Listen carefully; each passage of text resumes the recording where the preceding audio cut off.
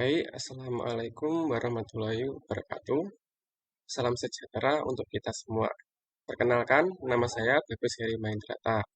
Di sini saya akan menjelaskan tentang mind mapping yang saya telah serahkan pada lomba sesi pertama dahulu. Nah, di sini saya akan menjelaskan tentang DNA rekombinan untuk selamatkan hutan. Sebelum menginjak ke topik inti, di sini saya akan menjelaskan tentang alasan mengapa saya memilih topik ini. Yang pertama adalah, nah, di sini saya menuliskan sebuah quote yang berbunyi, kami membutuhkan tindakan tegas sekarang untuk mencegah bencana iklim. Dan untuk itu, kami membutuhkan solidaritas. Kata-kata ini diterangkan oleh Sekjen PBB Antonio Guterres. Di sini telah dijelaskan secara intrinsik bahwa bencana iklim itu benar adanya dan benar-benar akan terjadi di bumi ini. Oleh karena itu, di sini kita harus berperan aktif dalam mencegah atau memperlambat bencana iklim ini. Untuk selanjutnya adalah salah satu faktor penyebab dari bencana iklim ini adalah pemanasan global.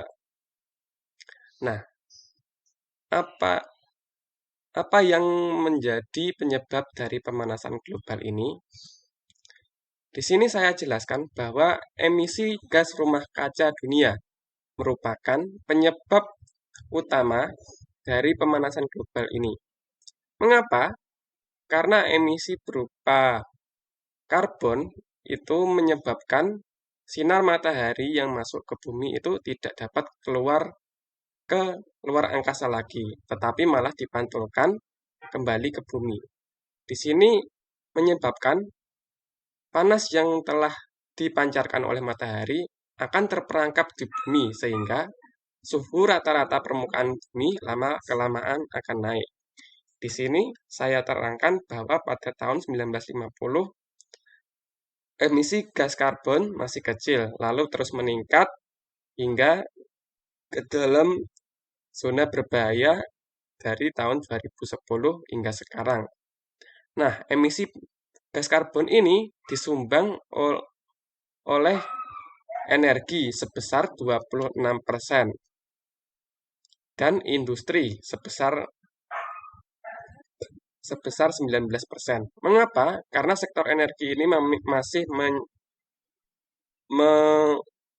menggunakan bahan bakar batu bara, sehingga emisinya masih lebih besar. Dan industri ini juga membutuhkan pemanas berupa batu bara, sehingga emisinya juga besar. Oke, selanjutnya di sini saya terangkan contoh salah satu dari efek pemanasan global, yaitu kebakaran hutan ya.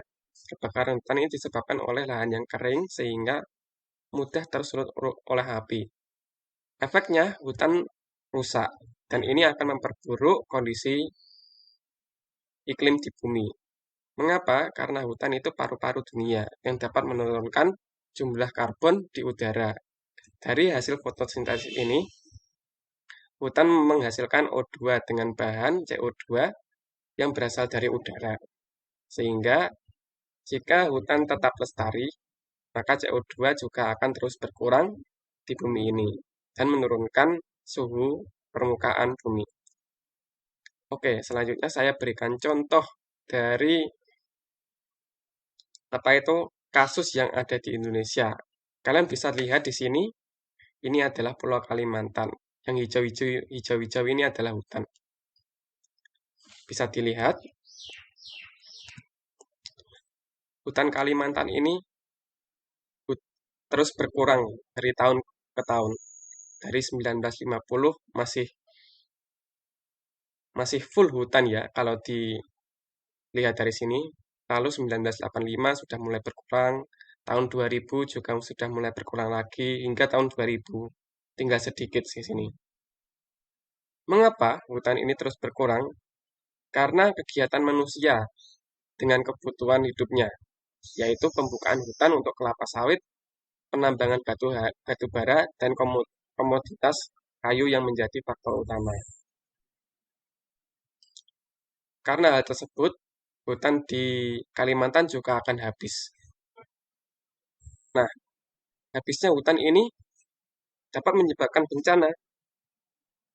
Yang paling umum bencananya di sini adalah tanah longsor dan banjir. Kalian bisa lihat di sini bahwa sekelilingnya ini sudah nggak ada pohon-pohonan, tanahnya jadinya labil dan mudah longsor karena adanya tanahnya yang basah dan jenuh air. Dan ini adalah banjir.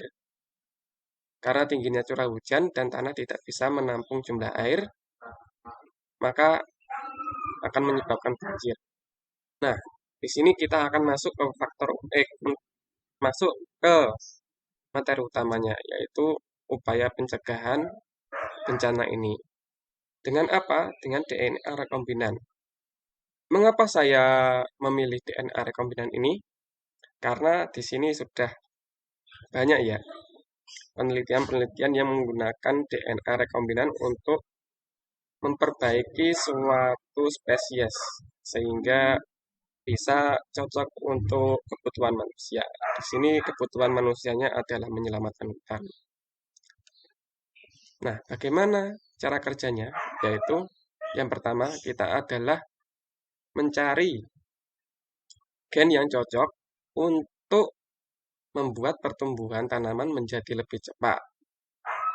Nah, gen ini dinamakan siloglukanase dan selulase. Kedua gen ini mempercepat pertumbuhan batang tanaman dengan mempercepat produksi selulosa.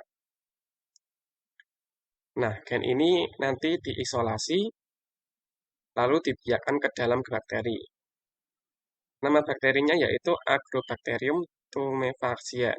Nah, setelah dibiarkan ke dalam bakteri, maka bakteri ini kan akan memproduksi gen ini. Nah, selanjutnya gen akan diinsersi ke dalam sel tanaman. Ini sel tanamannya masih embrionik ya. Nah, nanti dimasukkan ke sel itu agar selnya juga bisa memproduksi gen yang sama. Nah, akhirnya kan nanti tanamannya punya gen, sehingga diisyaratkan bahwa tanaman itu bisa tumbuh lebih cepat dari tanaman yang normal. Nah, setelah itu selnya yang sudah diinsersi gen tadi dikultur jaringan, sehingga tumbuh suatu bibit. Nah, hasilnya nanti dikembangkan sehingga muncul suatu tanaman yang unggul. Dengan hipotesis di sini adalah tanaman bibit transgenik lebih besar dan lebih mudah tumbuh dibandingkan tanaman dari bibit normal. Nah, ini bibit transgenik ini lebih mudah tumbuh sehingga dapat membentuk hutan yang lebih cepat. Nah, disitulah letaknya gen ini.